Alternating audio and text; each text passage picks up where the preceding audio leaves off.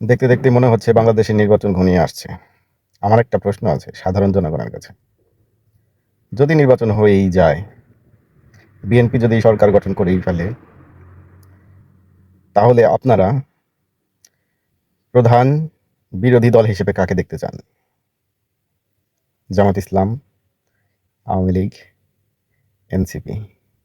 NCP যদিও একটা জোটের ভিতরে চলে যাচ্ছে, তবে তাদেরকে কোনো দল হিসেবে আমি এখনো মনে করি না। তবে জানান কাকে বিরোধী দল হিসেবে দেখতে চান, যে কিনা রাজনৈতিক প্রতিপক্ষ হয়ে বাংলাদেশে সরকারের বিরোধিতা করবে, আগামী নির্বাচনে তারা অংশগ্রহণ করবে, কতটুকু স্বয়ংক্রিয়ভাবে তারা মাঠে থাকতে পারবে, জানাবেন ইনশাল্লাহ।